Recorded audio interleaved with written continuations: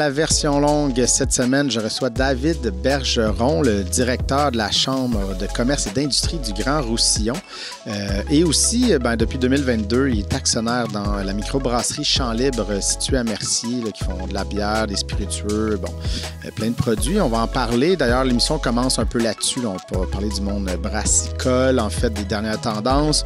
En fait, aussi des défis, là, parce qu'on a vu dans les médias des choses qui ont brassé un peu. Là. Il y avait un distributeur là, qui doit de l'argent. Bon, là, ça brasse un peu. Il commande pas trop là, parce qu'il veut pas trop s'étaler, en fait, sur ce sujet-là. Mais on a couvert les enjeux, en fait, du monde brassicole.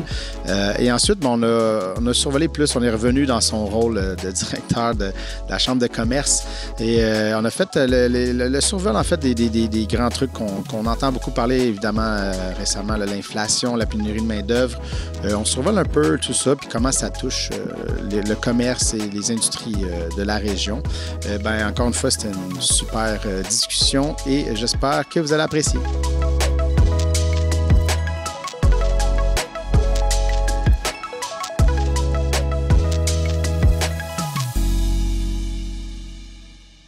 David Bergeron, merci de venir pour une deuxième fois à version longue. Merci de l'invitation. Ça fait quelques temps déjà. Moi, j'ai de la misère avec le temps qui passe, là, mais ça fait... On va faire un an et demi. Ouais, c'est peut-être 2 ans. Mais là, donc, avant de peut-être parler du coin, de ton rôle comme le directeur de la Chambre de commerce et d'industrie du Grand Roussillon. Oui. Des fois, on a le vieux réflexe de Châteauguay. On va parler parce qu'il y a ce bout-là que je savais même pas, en fait, que tu es dans Champ Libre. En fait, on va parler donc, on va commencer plus avec la bière spiritueux, un domaine que j'apprécie quand même.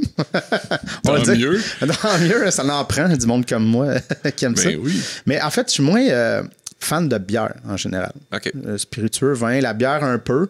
Mais je me sens submergé par l'offre. On va en parler peut-être plus tard. Mais bon, ça s'est arrivé comment ton aventure avec Champ Libre? Moi, ça fait longtemps que je rêvais d'avoir une microbrasserie. OK. Puis l'opportunité s'est présentée autour de début 2022. OK. Mes partenaires chez Champ Libre cherchaient à remplacer un actionnaire qui désirait aller poursuivre d'autres défis. Puis, j'ai sauté sur l'occasion. En 2022, moi, ça a été l'occasion de concrétiser un rêve. Je ne l'ai pas parti de zéro parce que Champ Libre existait déjà, mais ça m'a permis de pouvoir réaliser quelque chose que je désirais depuis longtemps. Parce que moi, contrairement à toi, la bière, c'est mon créneau. Ouais, c'est ça. Puis c'est ça. Fait que toi, tu t'es dit c'est plus rentable d'être actionnaire dans une compagnie que d'être un acheteur. J'ai coupé beaucoup sur mes consommations de bière. Ouais, c'est ça. Je me plais à dire que je bois plus de bière maintenant. Je fais que de la recherche et développement et de la comparaison de marques. OK, ouais, c'est bon. C'est bon, c'est la comptabilité. Mettre ça dans d'autres colonnes, là, fait que ça paraît mieux. C'est pratique. mais ça venait de... Donc, tu disais, ça fait longtemps que tu avais ce rêve-là. Est-ce que tu essayé de brasser chez vous? Non, je suis un amateur, mais pas un brasseur. Je me suis intéressé à ça, puis souvent, ce que je me suis rendu compte, c'est que les gens, ils rêvent de devenir brasseur d'une microbrasserie. Ouais. Puis, ce que je me suis rendu compte, c'est être brasseur d'une microbrasserie, c'est 90% de lavage et de stérilisation pour environ 10% de créativité. Exact, ouais, j'avoue, c'est ça. C'est sûr que c'est le fun, le produit fini, puis de créer quelque chose. Mais toute la partie lavage, stérilisation, ça m'intéressait un petit peu moins. Ah ouais, je peux comprendre. Je peux comprendre ce bout-là, c'est ça. Mais au moins, là, en étant actionnaire, mais ça te permet de participer, j'imagine, à cette recherche et développement-là. Ça, c'est la partie qui est plaisante. Là. Ouais, c'est ça, se réunir, décider quel profil de bière on va faire, tester, par exemple, des produits. Ça arrive qu'on va prendre un produit d'un compétiteur ou quelque chose que quelqu'un nous a parlé qui était vraiment bien. On va y goûter, on va voir qu'est-ce qu'on pourrait bien faire pour l'améliorer, dans quelle direction on pourrait aller. Il faut quand même étudier le marché aussi. Exact, là, c'est ça. Parce qu'il y a eu des grosses modes et des grosses tendances. Ouais. Il y a peut-être 3-4 ans, là, c'était les IPA, là, India Pale Ale, là, qui était la mode. Oui, c'est ça. Ça, je l'ai entendu tellement souvent. Là, on dirait que ça ça m'a écœuré. Tout le monde parlait d'IPA, puis je suis comme, il y a d'autres choses que ça. Parce que moi, c'est peut-être le bout de la bière que je suis moins intéressé par, l'IPA. Fait que là, à un moment donné, tout le monde, hey, j'ai une IPA. Je suis comme, y a-tu d'autres choses qui existent que ça? T'sais, mais on dirait que pendant un bout, c'était la seule affaire. C'était une grosse tendance. Puis tout le monde a fait sa déclinaison là, qui ne pouvait pas inventer du IPA. Là. Il y en a eu de toutes les sortes. C'était soit géolocalisé, soit des styles, des... les sous-styles de ça. Bon. Je dirais que les IPA, ils vont encore en sortir. C'est un petit peu en perte de vitesse. C'est quand même une bonne chose parce que pour en avoir bu beaucoup, à un moment donné, on finit par vouloir aller dans d'autres profils. Les lagers, les pilsners, c'est des bières plus blondes, plus douces, regagnent en popularité. Donc, c'est quand même une bonne chose pour l'amateur moyen. Oui, ben c'est ça. Ça, c'est mon créneau facile. Là. Lager, pilsner, c'est là que je rentre. Bière de soif, souvent. Là, mais on va penser plus aux bières... en fait, des grosses compagnies, mais mieux faites. C'est le même que je le dis souvent. C'est une très bonne façon de l'expliquer. C'est moi qui le dis, c'est pas... Non, c'est une bonne façon de l'expliquer. Puis c'est sûr qu'on l'a vu beaucoup dans le marché de la microbrasserie. Ça a brassé beaucoup. Hein? Un jeu de mots très ordinaire. C'était fin. Il y a eu des grosses turbulences dans le milieu brassicole pour plusieurs raisons. Il y a eu le fait qu'il y a beaucoup de microbrasseries. Oui, ça a explosé quand même. Présentement, les permis ils donnent sont rendus au-dessus de 350, si je m'abuse. C'est ça. Puis nous, il me semble, on a le permis numéro 47 chez Champ-Libre, puis on a 5 ans d'existence. Ça a explosé beaucoup. Là, c'est ça. Dans les dernières années, beaucoup. Il y a des microbrasseries qui ont ouvert, il y en a qui ont fermé.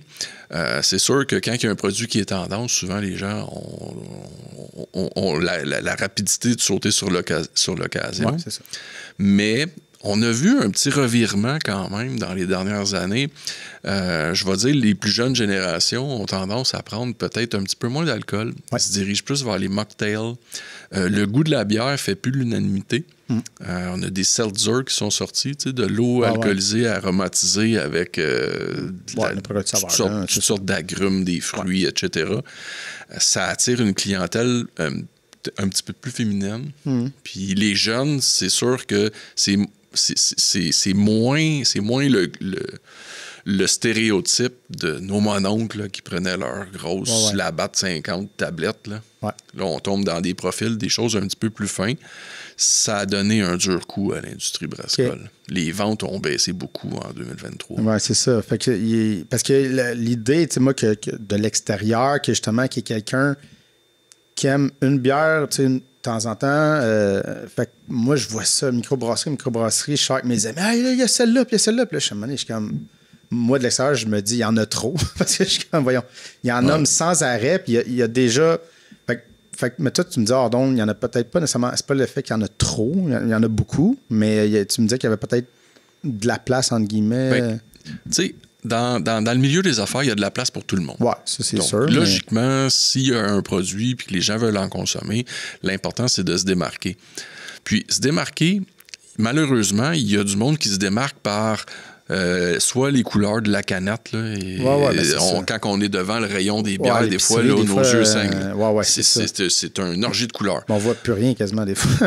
Puis retrouver la bière que tu avais pris, mettons, il y a 2 semaines. Elle était jaune de même ou jaune, là, tu sais, puis c'est ça. Le consommateur s'y perd un petit peu. C'est donc, il y aurait un moyen peut-être d'épurer un petit peu l'offre puis se diriger plus vers des bières qui sont bien construites. Puis ça, c'est la façon de se démarquer. Tu sais, les couleurs sur la canette, c'est beau, sur la tablette, mais au final, c'est le goût, la qualité de la bière, la façon qu'elle est brassée.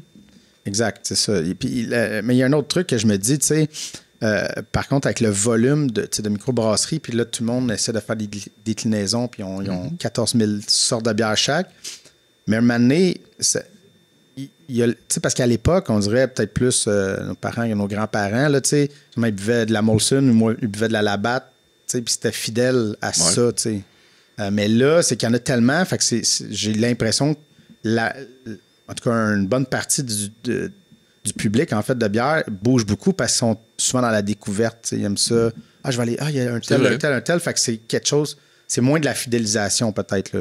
Mais ça, c'est de l'extérieur. Là, tu sais. Les gens ont tendance à beaucoup vouloir essayer les nouveaux produits de toutes sortes de microbrasseries qui vont avoir des quatre coins du Québec. Mais nous, qu'est-ce qu'on cible? Puis le nerf de la guerre pour les microbrasseries qui vont survivre puis qui vont perdurer dans le temps, c'est beaucoup le facteur local. Ouais, c'est beaucoup plus intéressant de boire une bière qui a été brassée à Mercier ou brassée dans une région où est-ce qu'on est capable de s'attacher à l'histoire, à la place. Ouais. Il y a quand même place à avoir plein de sélections de toutes sortes de microbrasseries des quatre coins du Québec. Puis c'est le fun. C'est quand même des produits locaux. Ouais. Mais on va le voir, c'est géolocalisé. Là. On va au IGA, à Mercier, au métro, à Châteauguay. Il y a des bières un peu plus locales. Tu vas aller à Lattuc, puis tu vas avoir d'autres microbrasseries qui sont plus proches de ce point-là. Oui, exact. Ouais, fait que j'imagine que c'est ça. C'est là qu'il faut travailler l'identité plus locale, aller chercher les gens du coin qui s'attachent, parce que sinon, c'est ça, tu sais, c'est tout le temps un peu, après le hockey, on va à une brasserie, puis on se fait une rotation de des tap takeover, là, qu'ils appellent, là, quand un microbrasseur arrive puis il prend possession des fûts, là, mais là, les autres, c'est capote, là, un tap, là. La semaine d'après, un autre, là, moi, ça, j'arrive pas à faire. Mais là, tu vas dans le profil, plus on appelle ça des beer geeks. Ouais, c'est des gens qui sont qui ont des goûts très pointus, puis qui vont être à l'affût de toutes les nouveautés, puis toutes les choses qui vont être très précis, des microbrasseries tendances, parce qu'il y en a tout le temps quelques-unes là, qui ont la cote, peu importe où est-ce que tu es dans le Québec. Il y a des microbrasseries que leurs bières sont recherchées. Point la ligne. Donc, c'est là l'engouement dans certains brewpubs ou certains endroits où est-ce que, là, si une telle bière apparaît de telle microbrasserie, les gens vont littéralement se ruer là, pour aller la chercher. Mais, d'un point de vue plus commercial, entrepreneurial, ben, c'est important d'être la microbrasserie sympathique du quartier, d'être le point où est-ce que les gens peuvent aller se rencontrer. Ouais. Les gens apprécient ça. Un bon exemple, mon partenaire et moi, Patrick, on a parti la Ligue de hockey Champ Libre. Okay. Fait que c'est une ligue de bière typique. Là. C'est pour 40 ans et plus. Une vraie ligue de bière, là. On se prend pas au sérieux et on a vraiment la définition de ligue de bière parce qu'après la partie, il y a plein des joueurs qui étaient présents puis qui ont joué. On se ramasse à la brasserie, on offre la première pinte, puis après ça, ben, ça tisse des liens. Ouais. Ça amène les gens à un endroit où est-ce qu'ils peuvent échanger, puis en même temps, ben, ils consomment de la bière. Non, exact. Et mais c'est ça, est-ce qu'il y aurait un autre... Parce que, mettons, on parlait de mode, là, on a parlé, c'était les IPA, puis là, bon, ça bouge beaucoup. Mais est-ce que... Parce que d'un côté, c'est ça, il y a le réflexe de vouloir sauter sur quelque chose parce que il y a une opportunité d'affaires, mais des fois, de pas nécessairement suivre la mode, est-ce que ça peut être plus épeurant, mais est-ce que ça peut être une bonne avenue? C'est de dire, ben nous, on a nos forces, on a ces bières-là, puis on y croit, puis on tient un peu à cette ligne-là? Ou... C'est sûr qu'il y a un public. Il y a un public pour chaque type de bière. Oui, c'est ça. De se rallier à la masse fait que tu as un plus grand volume, puis tu peux en vendre plus, donc ça amène plus d'argent, plus d'eau au moulin. Mais de rester catégorique sur une bière en particulier, certains le font, puis ça leur réussit, mais il faut quand même avoir une ligne un petit peu plus versatile. Les bières de base, tu sais, les bières blanches, une bière blonde, une bière rousse, une stout. Puis la IPA, c'est comme les 6 bières par défaut qu'une microbrasserie devrait avoir. Ouais, c'est ça. Mais c'est possible. Il y a souvent des bières qui sont un petit peu plus spécialisées, qui deviennent la marque de commerce d'une microbrasserie. Ouais. C'est pas quelque chose qui est... si on regarde ça d'un point de vue purement commercial, c'est pas le but visé. Mais si ça fonctionne, ben quand on dit on ne change pas une formule gagnante. Exact. Si ça fonctionne pour quelqu'un et qu'ils vont dans cette direction-là, ben tant mieux. Oui, c'est ça. On y va surtout avec qu'est-ce qui est soit notre force, notre créneau, ou est-ce qu'on peut aller rejoindre le plus de monde. Parce que souvent, les bières spécialisées, c'est un petit pourcentage des gens qui vont vraiment les apprécier à leur juste valeur. Exact. Et... mais là, c'est ça, depuis que tu es arrivé, donc ça fait pas si longtemps, là, ça va faire 2 ans. Ça va faire 2 ans cette année, un peu plus tard dans l'année, mais comment ça se vit, là? Est-ce que tu sens, parce qu'on dirait que ça, il y a des chamboulements là, dans le monde de la bière, mais toi, tu arrives, puis Comment tu vois ça, en fait? Là? Comment tu le vis? C'est un beau milieu. C'est un milieu où est-ce que souvent, là, tous les gens s'entraident. Les microbrasseries, il y en a très peu là, qui sont à couteau tiré ou qui se détestent. Donc, c'est un milieu très rassembleur. Souvent, on va échanger des bonnes pratiques. On se regroupe dans les festivals. Là, ça devient une ambiance qui est agréable. On sort des clients. On peut aller jaser avec les brasseurs d'une autre microbrasserie. Mais ce qui a été le plus difficile, on a eu des belles croissances de vente. La COVID, quand même, a amené les gens à consommer un petit peu plus chez eux. Ouais. Il y avait moins de place où aller, donc les gens avaient quand même un bon budget. 2023, on a eu une conjoncture économique qui a rendu ça compliqué pour les microbrasseries. Oui, c'est ça. Les bières de microbrasserie, c'est un petit peu calculé comme un produit de luxe. À 5, 6, 7 $ la canette.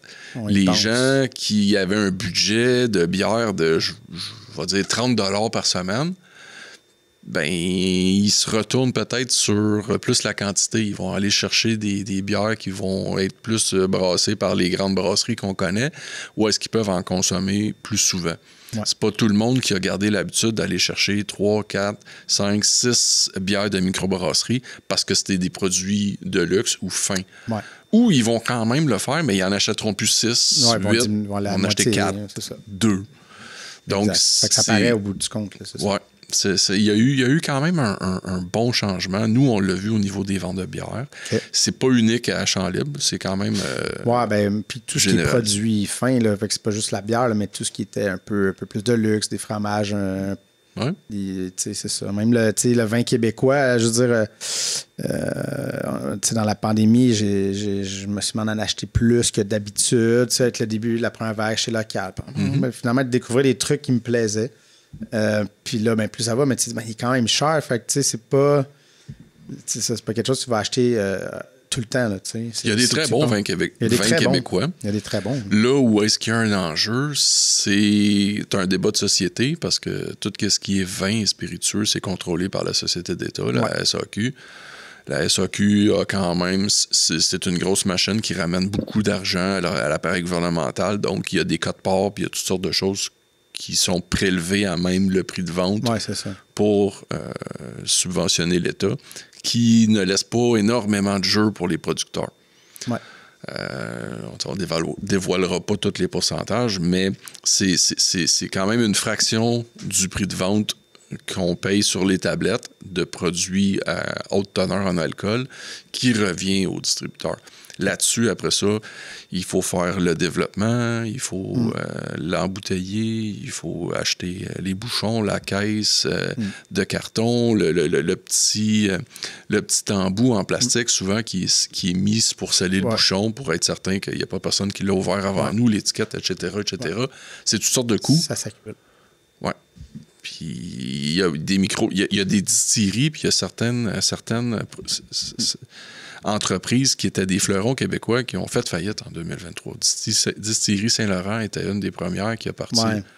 Ils ont fait faillite. C'est vrai, ça. Puis, je suis allé visiter cet été. Mm-hmm. Mais, eux autres, c'est une autre affaire, mais peut-être que ça ressemble un peu à la bière. Mais c'est ça, c'est parce que lui, ce qu'il disait, c'est pour être à la SAC, c'était tout le temps la course à le nouveau produit. Parce que le nouveau produit est tout le temps mis de l'avant. Mais là, c'est parce que maintenant, gin à telle affaire, tu fais. Il y avait une course vers l'avant, puis c'est ça. La SAQ a fermé les valves à un moment donné. Il y a eu la mode des gins québécois. Ouais. Les gins québécois ont littéralement envahi les tablettes de la section québécoise de la SAQ. Malheureusement, la plupart des gins québécois étaient faits avec de l'alcool neutre qui venait soit de l'Ontario ou de l'Alberta. Ouais. Donc, c'était de l'alcool, la matière première qui a été un petit peu transformée. Souvent, ils mettaient quelques aromates et envoyaient ça comme un gin québécois. Ouais. Des vrais gins qui ont été construits à 100% du Québec, il y en a très peu. Exact, c'est ça. Parce que ça te prend un distillateur.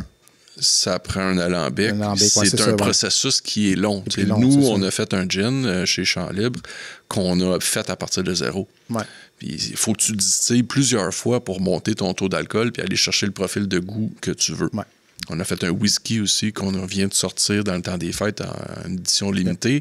On n'avait pas assez de liquide pour l'envoyer dans les SAQ. OK, ouais, c'est ça, parce que c'est un volume minimal. Oui.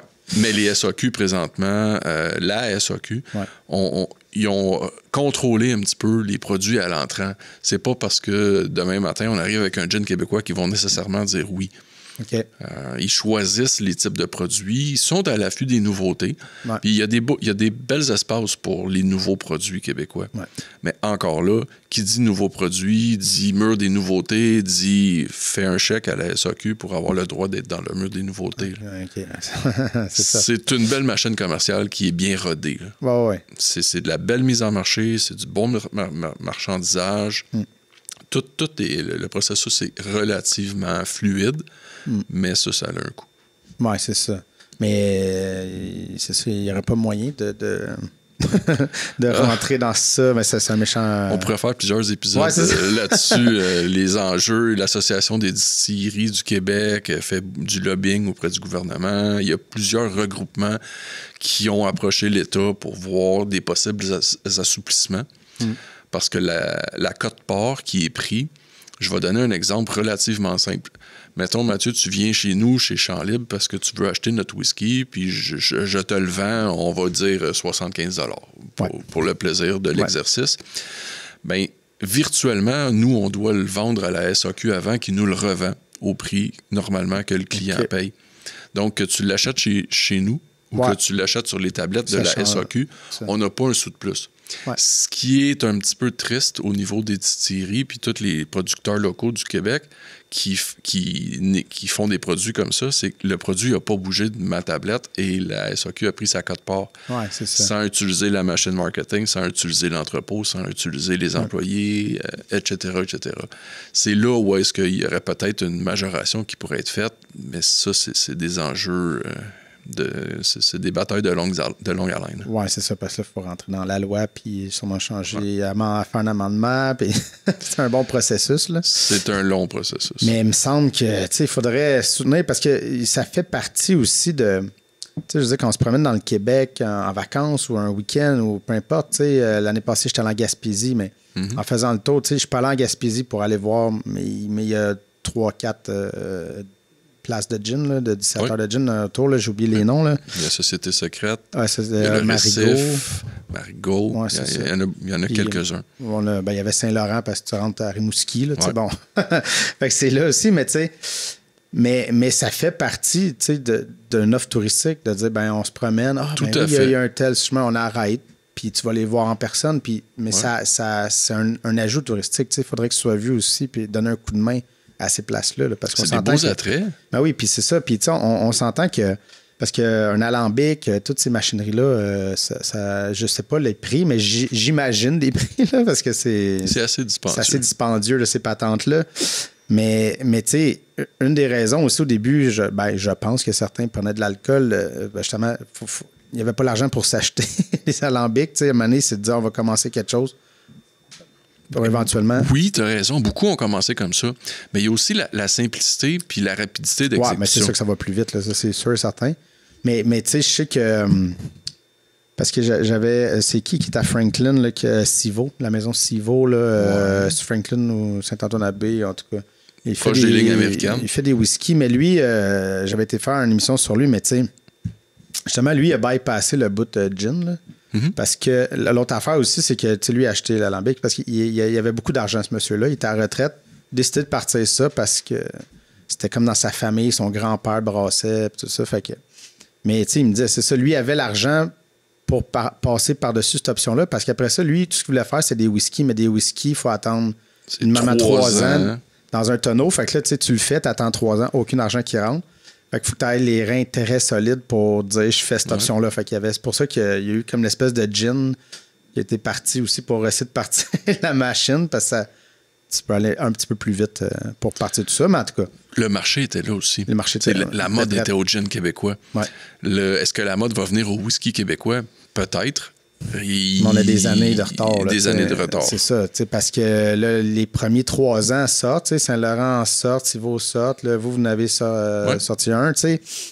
Puis il faudrait que j'y goûte d'ailleurs, je ne savais même pas que... Avec le plus grand des plaisirs, on va t'accueillir. J'adore les whiskies, j'adore les scotch, mais en même temps, tu sais, un 3 ans, c'est jeune, là, tu sais. Fait que c'est ça, ça sort, tu goûtes, tu fais, c'est bon, mais Mais là, on n'est pas encore, les premiers tonneaux de 10 ans ne sont pas ouverts encore. Les premiers, fait on est en rattrapage de cette vague-là, mais j'ai hâte aux premiers 10 ans, j'ai hâte au premier... de voir toutes ces apps-là de 12-15, ça va être le fun de le vivre. C'est un marché relativement jeune au Québec. C'est ça. Présentement, là, il y a quelques distilleries au Québec qui ont commencé ça il n'y a pas tant longtemps. Non. C'était beaucoup contrôlé par les grandes entreprises avant, puis les grands distillateurs qui ont des réputations internationales. Il n'y en avait pas tant que ça. Puis la commercialisation s'est faite dans les dernières années avec la tendance des spiritueux. Ouais. Donc, c'est un petit peu le principe de l'offre et la demande. Ouais. Mais il y a encore de la place au niveau des distilleries si on pourrait avoir éventuellement un petit peu d'assouplissement sur les règles du jeu. Ah ouais. Mais encore, on est aussi rattrapé par le coût de la vie.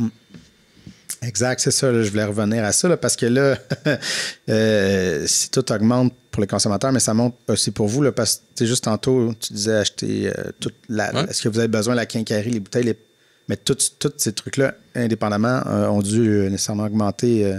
On a eu des bonnes augmentations en 2023, puis c'est pas toutes des augmentations qu'on est en mesure, capable ou qu'on veut refiler au client final.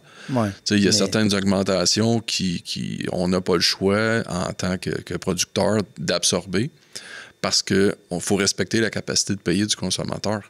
C'est sûr que si toutes les augmentations seraient directement reflétées dans le coût du produit, on l'a vu récemment, les débats avec les grandes chaînes alimentaires. Ouais. Ça fait que le panier d'épicerie commence à coûter très cher. Exact. Et les gens font des choix. Exact. Donc, dans des produits alcoolisés, c'est pas des produits de première nécessité ou des produits de base.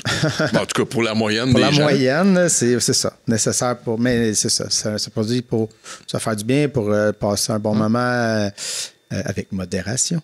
La modération a toujours meilleur. Mais c'est ça. Mais effectivement, c'est pas ça qui te donne tes protéines puis qui fait que t'as pas faim là, à la fin de la semaine. Là. Fait que c'est sûr que c'est ça. C'est que c'est stressant, mais comment tu vois les prochains... Est-ce que vous n'êtes pas trop stressé? Bien, 2024, ça va être une année de consolidation là, parce que le marché a déjà beaucoup bougé. On a des distributeurs dans l'industrie brassicole là, qui ont récemment... ça passe dans les médias. Ils sont en train techniquement de se mettre sur la loi de la protection des faillites. Puis ils doivent quand même des sommes substantielles à beaucoup de microbrasseries. Ça fait déjà mal. Ça va faire mal. Mais comme toute crise financière, ça finit par épurer le marché. Donc, les gens qui avaient les reins solides, qui ont des bonnes structures, des bons produits, souvent réussissent à passer à travers les tempêtes. Donc, les gens qui étaient en situation de précarité, c'est triste. C'est très, très, très triste. Mais il y a des gens qui passeront pas au travers. Donc, 2024, je dirais que c'est comme une année pivot qu'on a présentement, surtout dans l'industrie brassicole. Dans l'industrie de l'alcool, il y a moins de joueurs. Ouais. Donc, est-ce que ça va être un mouvement d'une aussi grande ampleur? Je suis pas assez calé pointu dans cette expertise-là pour faire des prédictions. Là. OK. Mais bon, ça va être à suivre en 2024 de ce bord. Mais ça va avec la tendance de l'économie. Mais exact, là, c'est ça. Là.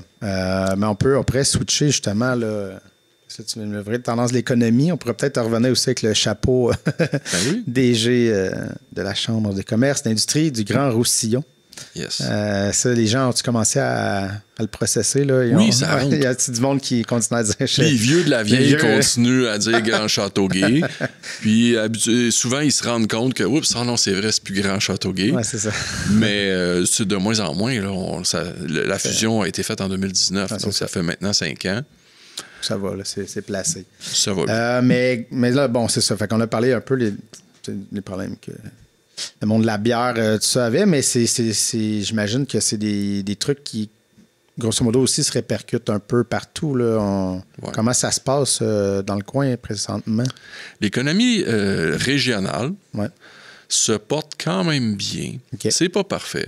On a eu toute la vague des comptes d'urgence d'économie canadienne là, il fallait remettre les prêts d'urgence qu'il fallait remettre pour le 18 janvier. Ouais. Beaucoup d'entreprises ont dû faire toutes sortes de gymnastiques. Okay. Il y avait quelques scénarios. Il y avait les gens qui étaient facilement en mesure de rembourser et qui l'ont fait. Donc, pour eux, ils ont eu le pardon près de 20 000 $. Il y a des entreprises qui n'étaient pas dans une situation de temps précaire puis qui n'avaient peut-être pas les liquidités pour le rembourser, mais qui ont pu se le faire financer par une institution financière. Okay. C'était le meilleur. C'était un scénario mitoyen qui faisait qu'il y avait quand même le pardon près de 20 000 $. Okay. Puis il y a des entreprises qui n'étaient pas en mesure de le faire. Okay. Puis ça, c'est majoritairement situé dans le domaine de la restauration, les restaurants, bars, microbrasseries, toutes ces entreprises-là, puis le commerce de détail, mais surtout le commerce de proximité. Les grandes chaînes, là, on s'entend qu'eux, ils n'ont pas eu de gros soucis avec ça. Mais les gens qui ont un petit commerce puis qui vendent leurs produits, qui ne font pas partie d'une grande chaîne, c'est difficile parce que ce prêt-là a été bien reçu au niveau des liquidités puis a permis de traverser à travers la crise de la COVID. Mais c'est quand même long à rebâtir un flux de trésorerie qui devient l'équivalent du prêt d'urgence. Ouais. L'économie n'était pas à son plein potentiel, ça ne roulait pas à 100% comme un train sur les rails. Ben, c'est ça, parce que juste, tu disais, pour la bière, mettons, produit de luxe, mais tu sais, justement, là, l'idée, c'est faut payer l'hypothèque, loyer, la bouffe. Puis après ça, c'est sûr qu'après, presque tout devient du luxe, là, tu sais, fait que si est-ce qu'on le ressent, cette espèce de réticence-là de payer, d'acheter ou, tu sais... La réticence... Pas la réticence, c'est peut-être pas le bon terme, là, mais tu sais, il y a une conjonction d'un paquet de choses. L'économie, l'inflation, le taux de la vie, le coût de la vie a monté. Il y a eu la guerre qui en Ukraine qui a ralenti beaucoup les chaînes d'approvisionnement, qui a fait que plein d'entreprises ont eu de la difficulté à aller chercher leurs matières premières puis tout ce qu'ils avaient besoin pour faire les produits, qui ont dû se retourner vers d'autres sources qui n'étaient pas ceux qu'ils utilisaient avant. Ça a fait que les prix à la consommation ont monté. Bon, mais quand les prix à la consommation montent, on dit qu'il y a environ un ménage sur deux au Canada qui vivent d'une paye à l'autre, si on peut dire comme ça. Souvent, les gens attendent de recevoir leur chèque de paye pour voir qu'est-ce qu'ils vont dépenser puis comment est-ce qu'ils vont pouvoir le dépenser. Fait que c'est sûr que tous les produits de consommation à l'épicerie qui montent de 3, 4, 7, 8, 10 %, ça a des impacts. Ouais. Les gens consomment un petit peu moins, gardent leur dollar plus pour prévoir les imprévus. Puis les marges fondent aussi, là. Peut-être pas dans les grandes chaînes, les grandes de l'alimentation, contrairement à ce qu'eux clament. Là, on va laisser ce débat-là pour les gens au fédéral. Mais les coûts des entreprises qui sont locales, qui encouragent local, ils n'ont pas descendu. Non. Donc, quand la facture moyenne du client qui se présente diminue de 3, 5, 8, 10 %, bien, au final, sur 10 clients, il faut que tu en serves un de plus. Donc, c'est toutes sortes de coûts engendrés qui font que c'est pas totalement... On n'est pas dans un cadre d'une économie florissante qui roule à pleine vapeur. Donc, il faut que les entreprises étudient comme il faut les dépenses. On s'assure qu'il y a une saine diligence là, dans la gestion des entreprises pour passer à travers la tempête économique qu'on vit présentement. On est sur une fine ligne qui dit qu'on va être en récession ou pas. Certains économistes disent oui, d'autres disent non. Le temps va nous le confirmer. Ça. Parce que je ne suis pas le plus grand connaisseur en économie, mais c'est ce que je semblais, là, que c'est ça, il y a comme l'inflation, mais puis tout le monde ne comprend pas trop là, comme quoi faire en fait, là, pour gérer ça, mais au bout de la ligne, c'est que là, l'argent qu'on a dans les poches vaut de moins en moins, de guillemets. On a un pouvoir d'achat descend.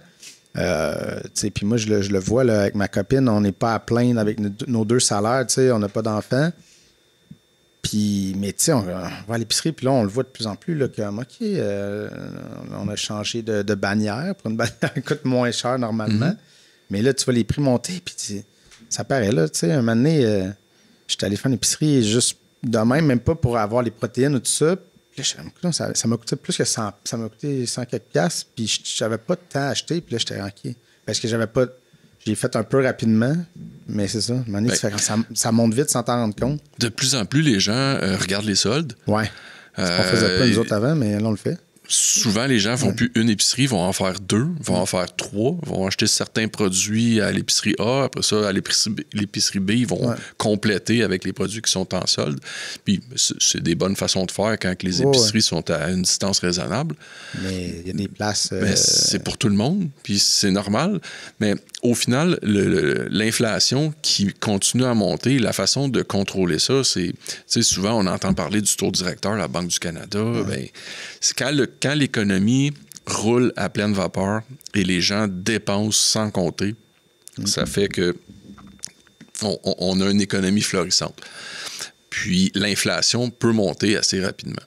Donc, si on veut faire ralentir l'inflation, les coûts à la consommation, parce que plus qu'on consomme, plus qu'il va y avoir de l'offre, c'est le principe de l'offre et la demande, mais la Banque du Canada a monté les taux d'intérêt.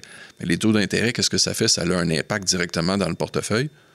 Donc, les gens ont un petit peu moins d'argent pour aller dépenser, consomment un petit peu moins, donc ça fait un petit peu ralentir l'économie. Là, c'est de trouver la juste balance. Il y a plein de moyens pour contrôler l'inflation. Mais la Banque du Canada puis les instances gouvernementales ont choisi ce créneau-là. Okay. Il pourrait y avoir d'autres mesures. Okay. Mais concrètement, ça impacte l'économie, c'est clair. Est-ce que c'est seulement ça? Est-ce que des fois, il faut être un petit peu créatif? Il y a toutes sortes de façons de quand même s'en sortir. Des gens vont partager des recettes à faible coût. Des fois, c'est d'en faire en plus grand volume pour profiter du fait de congeler des repas puis des choses qu'on peut manger plus tard. Oui, c'est ça. Il y a des gens qui sont des spécialistes dans ça. Là. Il y en a une pluralité. Là, si on regarde dans les réseaux sociaux, là. C'est quand même... Il y a des moyens. Il y a des moyens, c'est ça. Mais en même temps, c'est ça, tu sais, on le sent, là, tu sais... Je réfléchis plus avant de dépenser. J'allais beaucoup dans les restos. On aimait beaucoup ça. Là, on a ralenti un peu. Fait que, c'est ça. Je me dis, est-ce qu'il y a un stress parmi certains types de... Mais c'est super difficile pour les restaurateurs. Tu as mis le doigt directement dessus. Les restaurateurs, eux, ben, c'est quoi leur matière première? C'est les aliments. Les aliments ont monté. Si on le voit à l'épicerie, ça monte à l'épicerie, ça monte pour les restaurateurs. Des gens qui pouvaient aller à l'épicerie, pas à l'épicerie, je m'excuse, au restaurant 2-3 fois par semaine, 4, peu importe, ben ils vont avoir tendance à en couper une parce que le souper à 2 qui coûtait, je sais pas, 75 $, 125-130 $ avec une bouteille de vin, c'est pas tout le monde qui a les moyens là, de se permettre ça puis de s'en permettre plusieurs de façon successive. Donc, souvent, les gens vont aller vers de la restauration qui sont des modèles de restauration qui sont un petit peu moins chers. Ouais. Tu sais, les restaurants de chaîne rapide, je ne sais pas dans leur créneau si eux voient un gros impact, c'est sûr, mais on le voit dans les prix. Je me souviens d'aller et prendre juste un trio hamburger, frites et avec une boisson gazeuse. On pouvait s'en sortir facilement à 7-8 $. Maintenant, ils ont passé le cap des 10 $. Facile. Amplement. Proche du 20. Facilement. Non, ça paraît, c'est ça. Puis un peu comme à l'instar de la bière, nous, on aimait ça, ma copine et moi, vraiment aller dans la découverte, essayer des restos, aller là, puis pas trop regarder, mais là, on regarde vraiment les reviews. Est-ce que ça vaut la peine? Est-ce que, parce que de sortir cet argent-là, on veut quasiment être sûr avant d'y aller parce que récemment, on en a fait un, puis je veux pas te dire le nom. De toute façon, il n'est pas dans la région. C'est vrai que, puis, après ça, c'est une question de goût, mais moi, j'ai vraiment pas trippé. Puis on est sorti là avec une facture, une des chars que j'ai eu dans ma vie, puis j'ai capoté un peu. Je fais, OK, ça montait à ce prix-là, j'ai pas vu passer la facture, mais on dirait que j'ai pas catché. Puis là, tu fais, OK, on a passé proche du 400$, puis j'ai pas eu ce plaisir-là. Fait qu'à un moment donné, c'est ça, tu commences à stresser. Ben là, on va aller là, tu checkes vraiment le menu, tu regardes, OK, les critiques, les patentes. Fait que ça, j'ai hâte de voir ce qui va se passer. Bien, ça va en ligne avec l'augmentation des coûts. Ouais. Puis c'est sûr que quand on est rendu à payer des prix qui sont un petit peu plus que la moyenne d'un repas normal, on s'attend à avoir une expérience. Puis c'est ça qui va faire aussi la différence au niveau économique. Tu sais, nos entreprises locales, puis les entreprises, peu importe dans quel créneau qu'on soit, que ce soit la restauration, peu importe. Ouais. Souvent, la différence va se faire dans l'exécution. Ouais. Parce que quand on va au restaurant puis on vit une expérience, on est satisfait de la nourriture, on a passé une belle soirée, puis tout s'est bien déroulé, on n'a pas tendance à arrêter des fois sur le prix sur le prix qui est peut-être un petit peu démesuré. Ouais. Mais en même temps, ces gens-là, ils ont une place d'affaires, il faut qu'ils payent les employés, il y a toutes sortes d'autres coûts. Donc, c'est là où est-ce que le Québécois moyen va peut-être couper une ou deux sorties au restaurant dans son mois pour réussir à arriver à boucler le budget. Exact.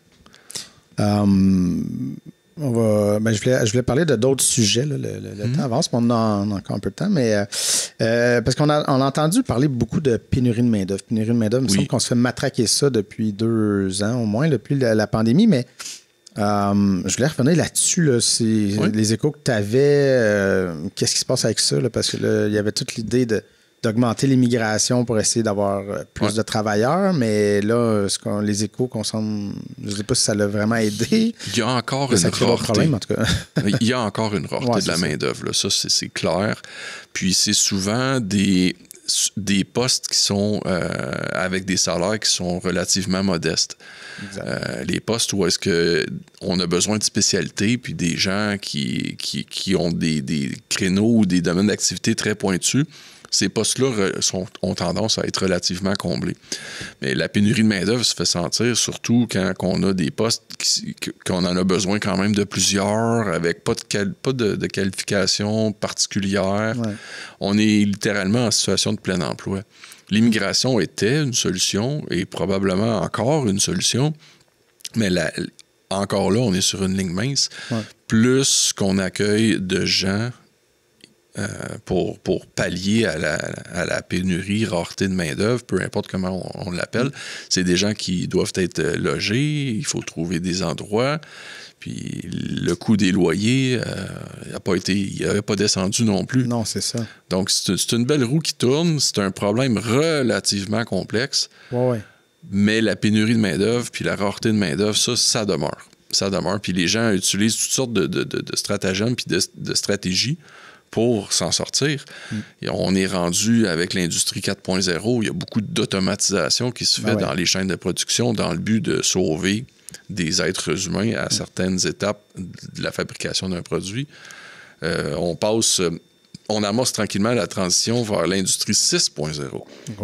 6.0, c'est l'intelligence artificielle. Donc, l'intelligence artificielle commence à s'introduire dans différents créneaux.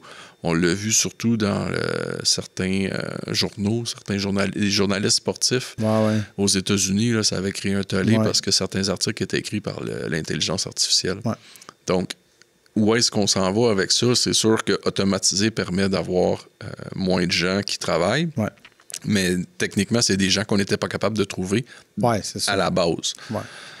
C'est le déplacement de la main-d'œuvre qui va se faire vers certains créneaux où est-ce que c'est plus criant la demande. C'est ça. Il va peut-être falloir se préparer parce que ce déplacement-là va peut-être se faire peut-être plus vite, va peut-être être brusque pour certaines personnes. T'sais. Ouais. Puis là, on voit, puis là, c'est sûr que c'est de la spéculation, mais les big tech, là, les Google, tout ça, les jeux vidéo.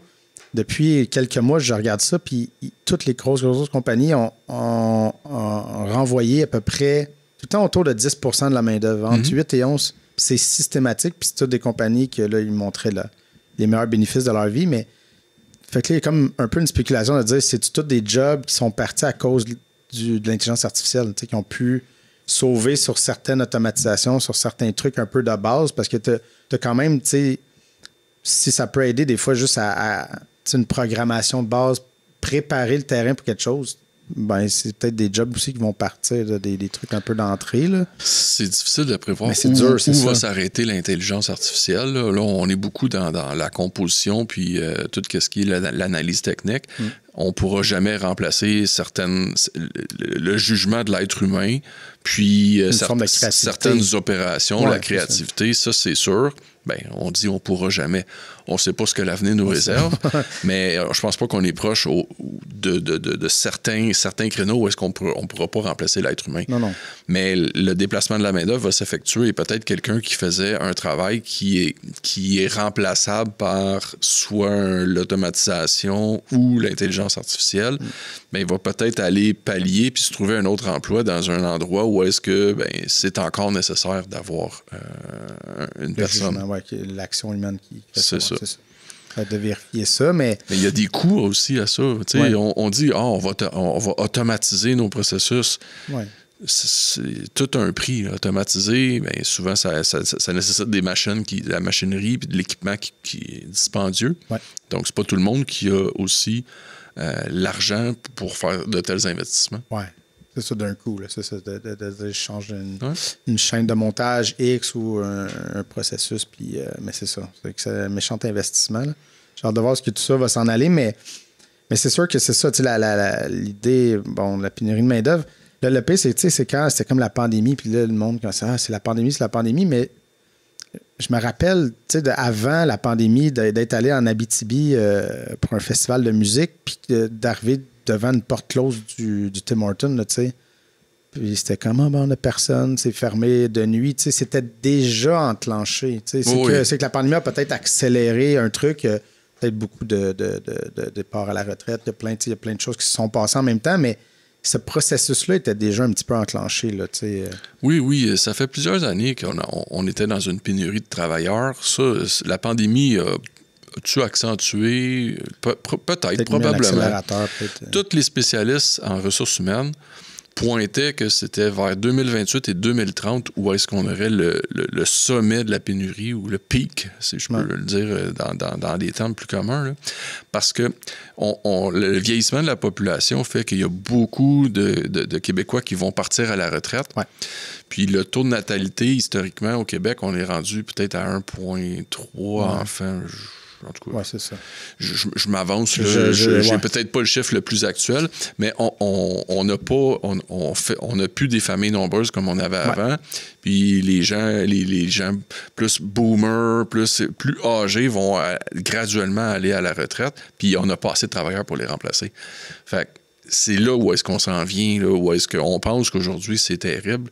Mais non, c'est pour ça que toutes nos instances gouvernementales déploient toutes sortes de stratégies, que ce soit à l'immigration. On a eu aussi les travailleurs étrangers temporaires. Ouais. Il y a toutes sortes de tractations qui se font aussi présentement à ce niveau-là là, pour aider au niveau de la pénurie de main-d'œuvre. Souvent, les gens sont accueillis ici, mais avec des permis de travail fermés. Donc, si j'engage quelqu'un qui vient d'un pays comme le Guatemala ou le Mexique pour travailler dans mon industrie agroalimentaire et que, j'ai une baisse de travail, je lui coupe des heures, il ne peut pas aller travailler ailleurs. Ah, OK. Fait que il est lié à l'employeur. OK. Donc, c'est toutes sortes de choses qui font, d'un côté, sont bénéfiques pour nous aider pour faire certaines tâches qui sont peut-être un peu plus robustes ou que certains Québécois puis des gens d'ici veulent plus faire.